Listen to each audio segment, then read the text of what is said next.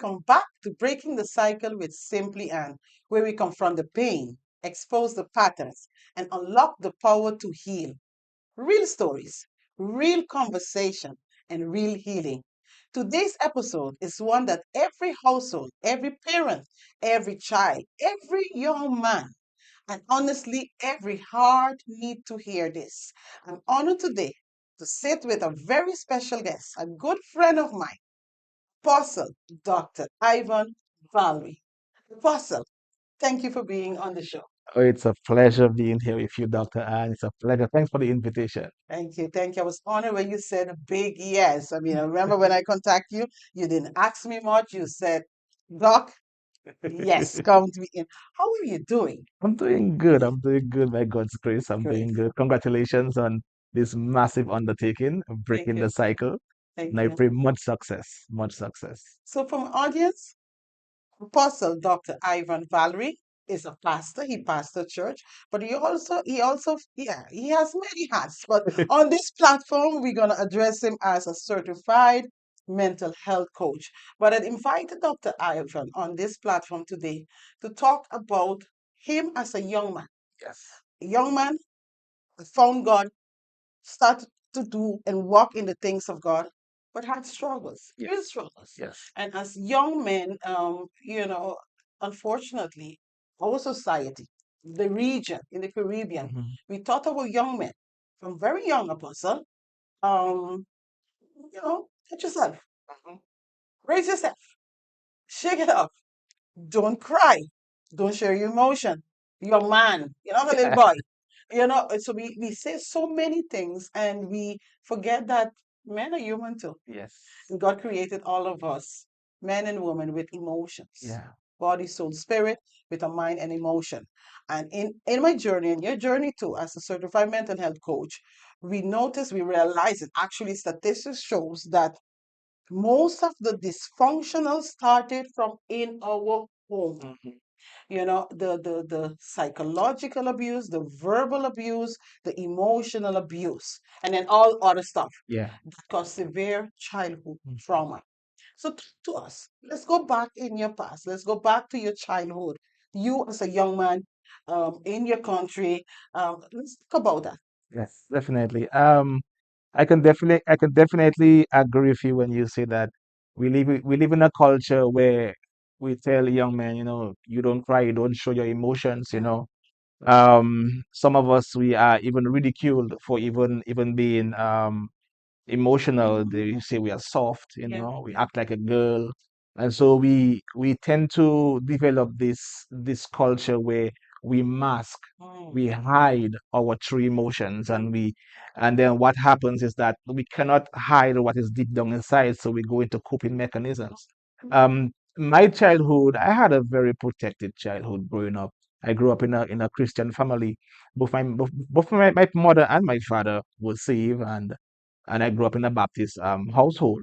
But the father figure, although I grew up with my father figure, that emotional aspect we're talking about, that was like completely zero, Wow. and that affected me more than I even understood Mm. when I was younger, you know, because like I said, the culture is you don't worry about this, and because my great grandfather went through it, my father went through it, Mm. the same thing we're talking about breaking the cycle. Yeah. And Yes. so we develop cycles where people just, repeat the same thing over and over again. And growing up, I remember, Dr. Ann, when really there was a particular time in my childhood where I met my older brother and my mother, and they were just having this very emotional um, episode where both of them was in tears, crying, and they were just sobbing, and I didn't know exactly what was the issue. Mhm. But when I entered their space, I quickly found out that my brother was having a breakdown because he did not feel loved by Wow. my father.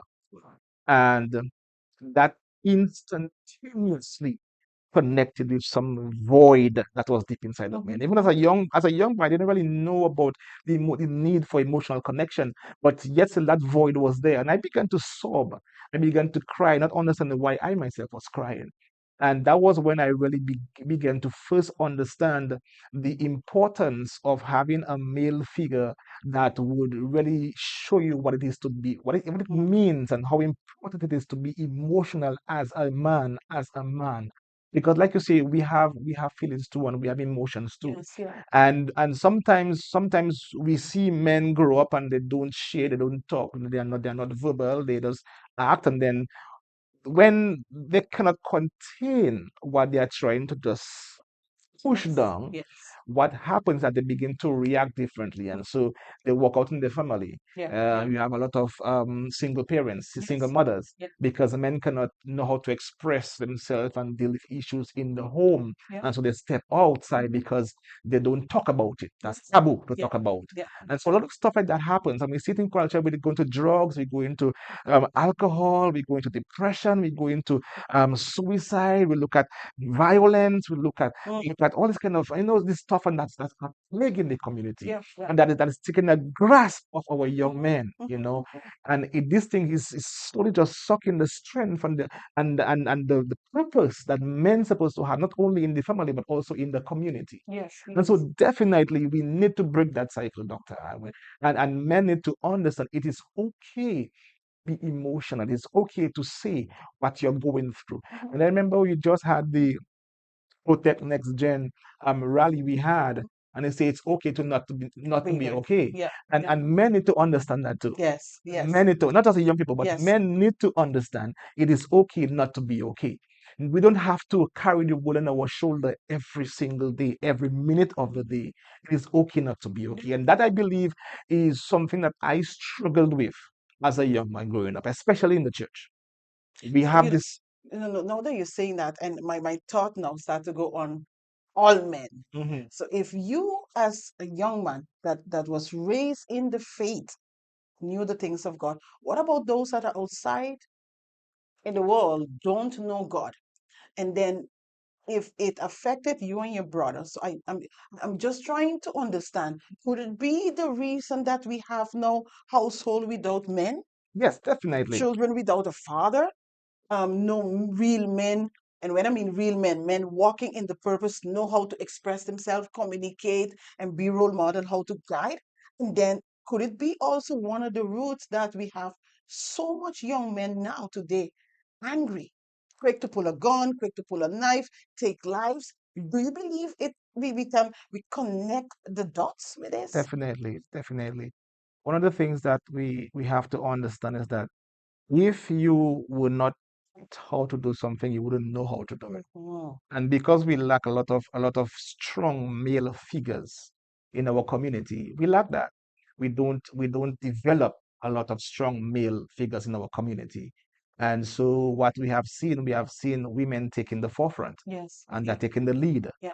because although women have gone through as much as men has gone through, or even more, they are able to deal with their emotion, they're able to deal with their trauma and Yes. different stuff like that. We have a successful 12-week trauma healing course we run at our Yes. Let's ministry, talk about that. Yeah. and it's interestingly, we men, well, I shouldn't say interestingly, I mean, women outweigh the men Again. every Again. course. Again. And the women will come, but again, we see the taboo. Men think that's not for me. Yes. That's not for me. Yes. I'm okay. Men don't talk about their feelings. Men don't go. I mean, if you look at the statistics, and I show you know about that, given our credentials, um, it is more likely that the wife in a marriage would ask to say, let's go to a counselor. Yeah. Let's go and do some marriage counseling. Yeah. Yeah. And the statistics prove that men will say, no, I No, don't need that. no, we don't need it. We don't need that. Mhm. And again, that is something that stems from our childhood. Don't talk about it. Mhm. We don't talk about our feelings and whatever not. Okay. And so that's something definitely needs to, and we see the connection with all the social ills in our Yeah. community. We definitely see the Mhm. connection. And I believe one of the things that we have failed to do as a church also is that we have failed to show the correlation between sharing our emotions and the scriptures. Mm. We have This failed to is do good. that. This is good. This is good. And so even preachers um preach and this message, where you're a man, you're not supposed to act like this and whatever not. And if we watch the scriptures, we see something different. Mhm. We see something completely different. I mean, time will not permit me to really get into the connection with, or even trauma and depression, all those stuff, and anxiety, stuff that we're dealing with now. The Bible addresses all those things and how to deal with those things and Yeah. what we should Yeah. do as men. And very simple, many to understand that we need help. We Yes. need help. In book of Genesis, when God looked down the sons of time and he looked at man after he made man, he said, it's not good for man to be alone. Yes. It is not good for man to be alone. And I really don't know where men get this notion that we are the bigger boss Yeah. and we in charge and whatever not. Yeah. Because the Bible tells us, Dr. Anand, in fact, follow me, the Bible tells us that God created a helpmate for man, Mhm. a helper for man. And we have been misinterpreting that scripture. And a lot of people think that because you're a helpmate, that means you're the weaker vessel. And I'm not here trying to get into no kind of sexist argument here, Yes. Yes. but even as a man, even as a just not even a man, even as a human being, when I need help, I go to somebody who is better than me, who is stronger than me. Absolutely. I go to God. The Bible says He's my helper. Where does my help? My help come from the Lord, the creator of heaven and earth. And if you have to think of which one is stronger, the one that needs help or the one that gives the help, then you understand. I mean, case closed. But we're not gonna go into I that. love this. We're not Love gonna that. go into that. I love that. Today. Wow. But we see here that men don't tap into what God have placed there for them so we can succeed. A man would not what I shouldn't say, I don't want to generalize it too much, but it's more likely in our community that a man will refuse help from a Yeah. woman Yeah. because it is not the macho thing. Yeah. When God created women, you're supposed to really be a helper to you. And so men carry a lot that they shouldn't be The weight carrying a lot alone. alone. They shouldn't be carried alone. They Yeah. carry a Yeah. lot. Yeah. Yeah. And I feel for men because I'm not here trying to point a finger and judge you. I'm here saying that we are in a bad cycle that needs to be broken. Yes, yeah, yeah, yeah. Yeah. And Dr. Ivan, you went with us with the other team on another, we're wearing another capacity, another hat to the prison. Yeah. Oh Yeah. yes. So Yes. when we look at in St. Martin, and I know this platform will go worldwide, but we're talking about now St. Martin because here's where we reside, and the St. Martin prison, both the adults and the youth prison, majority is men. Hmm. And I believe it's about 95% is only men. So Yeah. definitely men need issues. Men has issues and men need help. Yeah. Sorry about that. So let's go back now to, because you are a man of God, a man of Mhm. faith, you're faith based. And oftentimes I'm not so sure where people get that from, that once you're serving God, you're raised in God, Mom and Papa knows how to pray, you should not have struggles. Or perhaps you should be stronger than those out there. About your youth as a young man growing in God, your struggles, your internal issues. Let's talk about that. Because young men need to understand, because they really believe Oh yeah. as a pastor, you might have it all together. Oh no, no, no, no. Listen, that is a grave misunderstanding that because you have a particular title or Hmm. because God is using you a particular way that you have it all together. Hmm. It is very, very, very, very erroneous. That is not the case. Hmm. In fact, I believe that there is no one said that have it worse. All of us have our issues that we deal Yeah, with, yeah, and absolutely. regardless of what your struggle is and what mine is, I don't think that we should say mine is worse than yours or yours worse than mine, because everybody have their own stuff they're dealing with that is equal to them when it comes to being dangerous Yeah, it than has to be. with each other. So whether yours is X and mine is B, it is as serious for me and detrimental for me if not dealt with as for somebody else. But for me personally, I believe growing up, my one of my greatest issues I face. I mentioned the issues of daddy issues I've had, and not because my father abused me or nothing like that. I didn't suffer abuse growing up and stuff like that. I mean, yeah, he beat me, so I probably I call that abuse, but we know we know. But It's not that I suffer abuse from my father, but that lack of male emotional support and everything that devastated me. It was so to the fact that Mm. it affected me as a young man. And when God began to give my healing, I could not say the words, Daddy, I love you. Wow. I could not say, Daddy, I love you. And I shared it already on another platform. But there was once upon a time growing up, I cannot remember what age I was in, when I remember clearly telling my mother, I wish my father would hit her so I would have an excuse to beat him. Wow. Wow. I Wow. remember growing up as a little boy Wow. telling that to my mother. And it wasn't because my father wasn't a violent person. My father wasn't an abuser or nothing like that. I had so much resentment, so much hate towards him. And my father was always home. He wasn't doing anything crazy, but I just didn't feel that love, that void I spoke about. It was not there. He was not feeling it. Mhm. And added to that, we grew up in extreme, and I usually say embarrassing poverty. Wow. And so I automatically blamed Blame him. him, and so added to the lack of emotional support and emotional presence, plus all this embarrassment for poverty situation and whatever not, that was redirected to him. And I just, another time I told my mother, he's not my father. I don't want him to be my father anymore. I wish I had somebody else be my father. And that time I really came to my mother and I told my mother, you sure he's my father? And I didn't even understand how insulting that It was. question Was. could Yeah. have been to her, you know. Yeah. But I grew up with a lot of daddy issues. And so the struggles are real growing up, especially in church. Mhm. And again, that was part of it.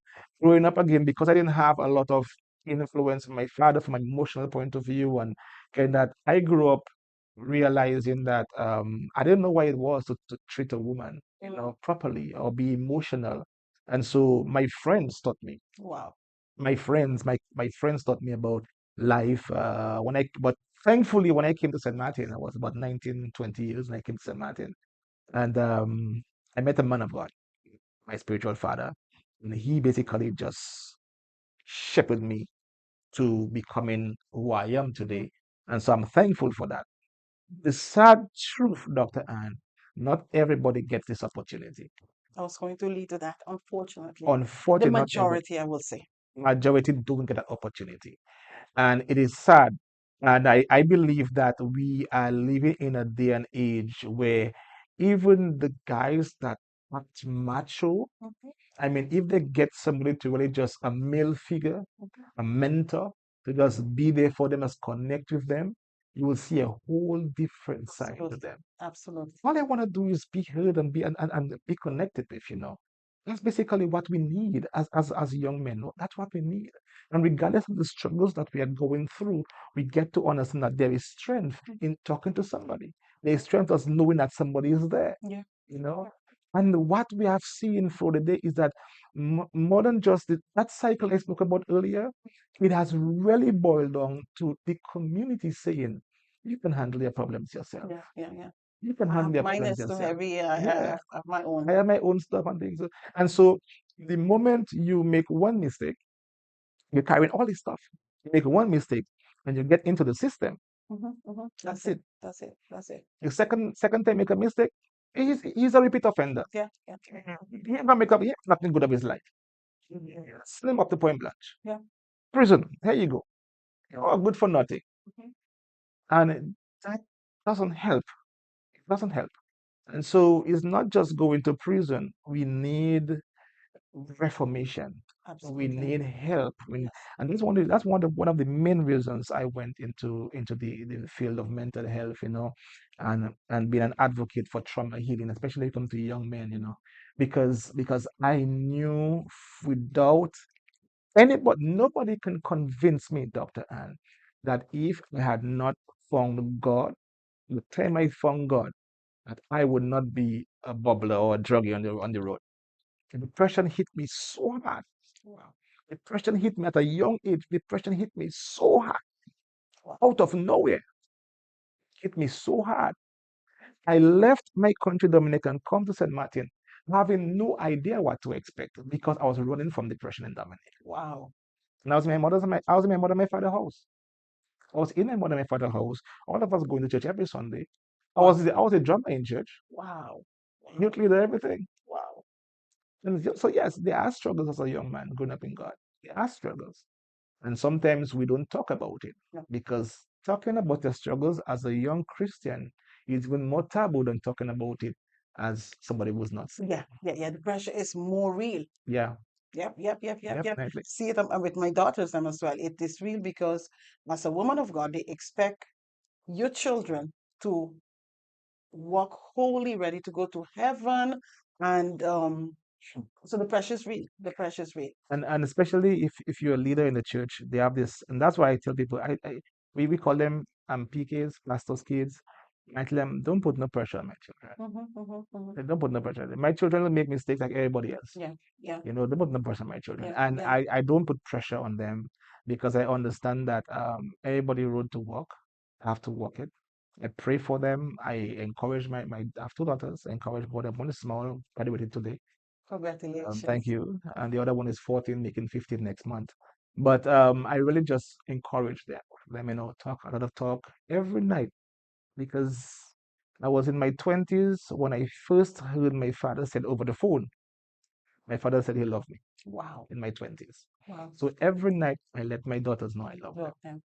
Wow. Hug Wow. them, kiss them before I go to bed and let them know how I love them Wow, every wow. night. We can talk for hours. We can talk for hours. Recently, well, both of us have that portfolio now that we go into the school and we encourage and stuff Yes. like that. And recently, I was with a group of young men. I mean, rough, rough. I mean, they didn't want to obey obscene language. They were angry, and it was even hard to even start a conversation. Mm, And before starting the conversation with them, they had to take two out because it was so. Um, they were angry, hmm angry young men. hmm I'm talking about age 11 to maybe the oldest 14. Wow. Very, very angry and swearing. And when I started to talk to them and I realized, oh, that's how they talk at home. One of them told me, but that's how we talk at home. That's teacher and, very, I said, wow, wow. And they don't know better. And then the one that was more, I don't want to use the I don't even know what to say. I don't know what to say, but he was the most. He was actually the leader. Let's call him like Okay. that. Let's yes, Uh-huh. yeah, because there's power in our mouth, especially as believers. So he was the leader of the pack. hmm That's the correct way. Doc Ivan. I decided to hug this young man, Mm, and he melted like ice. Right now we talk at night via WhatsApp. 12 years old. mm, And he started talking to me. He doesn't know his love. Mommy's not there, and a toxic, hostile environment at home. And he just wanted love. The moment I started hugging him and talking to him, and my hands in his hair, and so and so and so, and he blushing, and that was it. I could have started yeah. that was it. It shows again that men, fathers, and it's because you don't know better. It wasn't given to you, Yeah. and you could have been in that hmm predicament as well. hmm That today you could not tell your daughters, "I love you." So you are in the home, but yet you are absent. Yeah. Yeah. So neglect, the spirit behind neglect goes so deep, Mm. and it can mess up a young person Oh, wow. identity. Yes, Yeah, that definitely. neglect. And I know for myself because my daughters, today I'm still doing damage control hmm because my ex-husband, their father, was in the home, yeah, and then divorce and those kind of stuff. Men oftentimes believe that, it's the mother's job Yeah. to nurture. I mean, hmm God created us to nurture, hmm you know. But let's talk now about, and we can talk for hours, but much time, and I would have to bring it back because we have to start to educate, especially the young men. Yes. The Yes. young girls, they are fortunate that there's so many groups, so many ways that we reach out to the girls, but the young men are, we scorn them. We, like you said, first offender, and then we just write them Yeah. off, hmm and they just actually want love out there. Yeah. Definitely. Yeah, and we have to go back to a place that the community raised our children, coming back together Hmm. as a community, this powering community. And that's the reason I started this move. And I'm so excited with TV 15 and so delighted, honored, and happy that they allow this space that we can go now in the community because there's power in the airways. Yes. And we are using it now to bring Hmm. awareness and bring healing and so much more. But I want to ask you another question. So we know about the upbringing as a child of God, in God, a young man on the blocks, seeing all kinds of stuff, but yet need to walk uprightly because on Sunday we are playing in church and all those kind of stuff. you know, and you know, and then oftentimes you will be even teased because you don't do like Mhm. all of them will do. Let's talk about that pressure a little bit. Let's talk about how did you overcome? What did you do? How did you I know you said you came to St. Martin, but I mean, you could have get completely messed up out there with drugs, alcohol. Let's talk about that. Um, Definitely. One of the things that I use to kind of like offset that pressure from persons, and even that I would put on myself when I see my friends like going carnival and Hmm. all them stuff and what have not, is humor. So I became the one of the clowns in my friend circle, and obviously I became the class clown as well. And I remember that was one of the ways that I felt like I was able to stay in my Hmm. friend circle, because everything else they were talking about and whatever not, I couldn't really relate to, Hmm.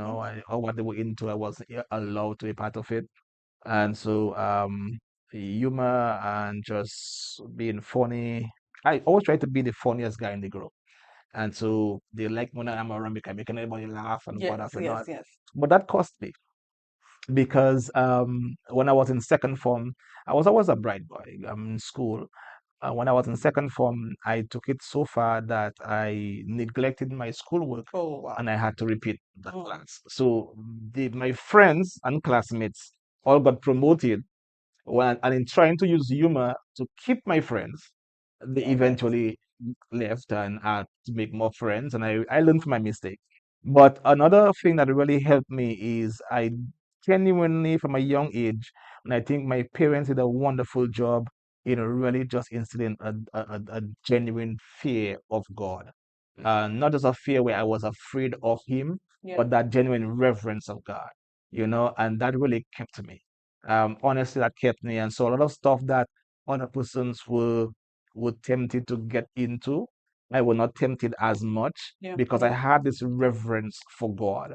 And it speaks a lot about how you raise a child. Yes. The Bible says, raise up a child in the way that he should go, and when he's old, he'll not depart from it. And I believe that is very fundamental. It's not just telling you, come to church with me, but it's Mhm. also being an example for that child. Yeah. That's how you raise children up, Yes. being an example. And as much as I had issues with daddy and the community and different stuff like that, I saw the good that he did. I remember every night he would come home after working the entire day, and he'd get his bowl of food or his plate of food. I would just come and sit next to him. And again, like I said, we grew up extremely poor. I would put myself next to him, and he would just watch me and make sure he leaves some food in his plate for me, and say, look, which one is? I say, here you go, eat. And that was a way that I know my father loved me, Yeah. even though he never told me he loved me. Yeah. That was Yeah. a way that I knew Yeah. he Yeah. loved me. Yeah. You know, His love language, right? yeah, his love language, definitely. Yeah, absolutely. Because you just can't give what you just can't. You Yeah, just you can't. can't. And so I believe that it is rough out there, especially for young men. But I believe that as parents, we have to play our part. We Hmm. must play our part. We have to instill and not just send the kids to church, but we ourselves have to make a decision to Lifestyle. live for God, to Hmm. make the sacrifice, to live without compromise and expect them and demand that they live right when we also not living right, Ah. you know because Mm. the kids of today, they will tell you, but you're not doing it. Hmm. Hmm. It's a You're not different doing this. You're not generation. doing that. Yeah. Like the guys tell you, but that's how we talk at home. Yeah. You know, Yeah. we cannot demand what we are not Yeah. ourselves giving out in this day and age. Wow. Wow. Wow. Dr. Ivan, Apostle Dr. Ivan, I am so honored to have you on this episode this day, 7 o'clock, and we're gonna have many of this conversation. Definitely. We will have many more Tuesdays, 7 o'clock, that we Yes. can come and have this discussion. But at this time, I would like you to look at our audience, and I know out there it can be behind bars, anywhere in the world. There is a young man that is fighting with his inner child. There's a young man that is ashamed, with guilt, with regrets, confused, emotional. There's a young man that do not have a father, Mm, or maybe have a father, just like you in the home, but the father is not emotionally connected. There's a young man, but perhaps is being abused at a very young age. mhm. There's a broken young man out there that was told from very young that brace yourself, you're a man, and you have to go through this, and do not cry. What can you tell a young man that is watching us right now? What encouragement would you give? Um, the first encouragement I want to give you is that if you have any daddy issues, I want you to realize that you cannot expect to get the best daddy from any man. The Wow, best father you can ever get is a father of all fathers, wow. God Himself. And He is right there waiting for you. I know it's some cliche. Yeah, you are a pastor, you can say that. Now you have to say that. No, I don't have to say that. I will give you a whole lot of psychological advice right now. But the truth of the matter is, we cannot move from understanding how God loves as a father. Mm. That is our template. Yeah, That's our template.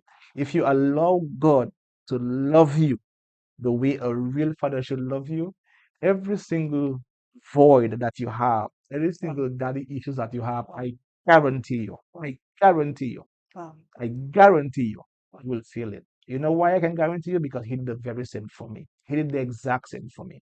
And so hold on, there is help. There is help. yes, But you have to break the cycle. You have to break the cycle. And we have to come out of the I don't need help cycle. I'm a macho man. Men don't need help. Ask for help. You can yes, contact me. Contact Dr. Ann. Contact the program. yes, Contact the program. If you're watching this, contact the program. yes, Reach out. yeah, Reach out. We are there to help you. What you're going through, we've been through it too. yes, And yes. others have been through it too. You are not alone. You are not alone in this. And there is help on the other side. Thank you, Dr. Ivan. Thank you for watching another episode of Breaking the Cycle with Simply Ann, where we talk about everything they said we should not talk about. Your past may have started with a cycle, but your healing has the power to end it. Until next time, keep standing, keep healing, and keep breaking the cycle.